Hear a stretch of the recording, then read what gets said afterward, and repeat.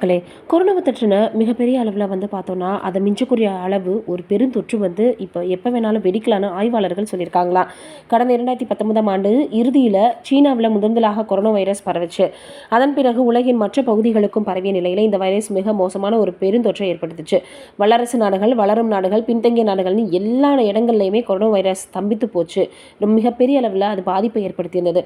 உயிரிழப்புகள் இல்லாமல் மிகப்பெரிய பொருளாதார இழப்புகள் கூட ஏற்பட்டுச்சு. கொரோனா பரவ தொடங்கி 5 ஆண்டுகள் ஆகிவிட்ட போதிலும் இன்னும் அது ஏற்படுத்திய வடு அப்படியே தான் இருக்கு. 2025ஆம் ஆண்டில் வேறு வைரஸ்கள் கூட பெருந்தொற்றாக வெடிக்கும் அபாயம் இருப்பதாக வல்லுநர்கள் எச்சரிச்சிருக்காங்க. எந்த ஒரு வைரஸ் வேணாலும் திடீரென பெருந்தொற்றாக மாறும் அபாயம் இருந்தாலும் சில வைரஸ்கள் மற்றவற்றை காட்டிலும் அதிக ஆபத்தானதாக இருக்குது. அதில் சில குறிப்பிட்ட இன்ஃப்ளூயன்சா வைரஸ்களும் அடங்குமா. குறிப்பாக இன்ஃப்ளூயன்சா ஏ துணை வகை H5N1 வகை ஆபத்தானதாக மாறலாம்னு ஆய்வாளர்கள் எச்சரிச்சிருக்காங்க. H5N1 வைரஸ் பறவை காய்ச்சலில் ஒரு வகையா. இப்போது காடுகளில் இருக்கக்கூடிய பறவைகள், வளர்க்கப்படும் கோழி உள்ளிட்ட பறவைகளுக்கு இடையே வேகமாக பரவி வருது. இத்தனை ஆண்டுகள் H5N1 வைரஸ் மனிதர்களை தாக்காமல் இருந்துச்சு. ஆனால் சில ஆண்டுகளாக இது மனிதர்களையும் தாக்க தொடங்கியிருக்கு. கடந்த ஆண்டு மட்டும் 61 பேருக்கு இந்த வைரஸ் உறுதி செய்யப்பட்டிருக்கு. அவர்களில் பெரும்பாலானோர் பறவை பண்ணைகளில் வேலை செஞ்சவங்களாம். பறவை காய்ச்சல் 30% உயிரிழப்பை ஏற்படுத்துவது கவலை அளிக்கக்கூடிய விஷயமாக இது மாறியிருக்கு. அதனால எப்போ என்ன வேணாலும் பார்த்தீங்கன்னா வெடிக்கலாம் அப்படின்ற மாதிரியாக சொல்லப்படுது.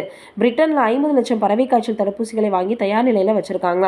இதே போல உலகின் அனைத்து நாடுகளிலும் தேவையான நடவடிக்கை எடுக்கணும் அப்படின்னு பலருமே கோரிக்கை வச்சு வந்துட்டு இருக்காங்க. ஏன்னா கொரோனாவை போல மீண்டும் ஒரு பாதிப்பை உலக நாடுகளால் தாங்க முடியாது. நம்ம பார்த்தோன்னா மீறி மிகப்பெரிய அளவில் அந்த நிலைமை போயிடும் அப்படின்னு முன்னெச்சரிக்கை நடவடிக்கையாக எடுக்கணும் அப்படின்னு தான் பலரினுடைய கோரிக்கையாக இருந்து வந்துட்டு இருக்கு. இது ஒரு புறம் இருக்கு. தமிழகத்தின் பல்வேறு மாவட்டங்களில் இப்போ பார்த்தோன்னா ஸ்க்ரப் டைஃபஸ் நோய் பரவி வந்துட்டுருக்கான். அதற்கான வழிகாட்டு நெறிமுறைகள் இப்போ கொடுக்கப்பட்டுருக்கு. ஸ்க்ரப் டைஃபஸ் தமிழகத்தில் 7 மாவட்டங்களில் பரவிருக்கு. இது குறித்து பொது சுகாதாரத்துறை இயக்குனர் வெளியிட்டிருக்கக்கூடிய சுற்றறிக்கையில் ஓரியன்டியா சுட்சுகாமுஷி என்ற ஒட்டுண்ணியால் தான் இந்த ஸ்க்ரப் டைஃபஸ் காய்ச்சல் வருதா. இந்த நோய் பாதித்தால் காய்ச்சல், உடல்வலி, தலைவலி போன்ற பிரச்சனைகள் ஏற்படும். உடலின் பல்வேறு இடங்களில் கருப்பு கொப்புளங்கள் போல உருவாகும் அப்படின்னு எச்சரிக்கை விடுக்கப்பட்டிருக்கு. தமிழகத்தில் தெற்கு மாவட்டங்களில் தற்போது இந்த நோய் பரவி வருவதாகவும், வேலூர், சென்னை, திருவள்ளூர், காஞ்சிபுரம், செங்கல்பட்டு, ராணிப்பேட்டை, திருப்பத்தூர் மாவட்டங்களில் இந்த நோயால் சிலர் பாதிக்கப்பட்டிருப்பதாகவும் தகவல்கள் வெளியாக இருக்குது. விவசாயம், புதர் நிறைந்த பகுதிகளில் இருப்பவர்கள், காடுகளில் வேலை செய்பவர்கள் எச்சரிக்கையோடு இருக்கணும். உரிய சிகிச்சை அளிக்கலைன்னா இந்த நோய் உயிரிழப்பை ஏற்படுத்தக்கூடிய அபாயம் இருக்குது அப்படின்னு சொல்லியிருக்கிறாங்க.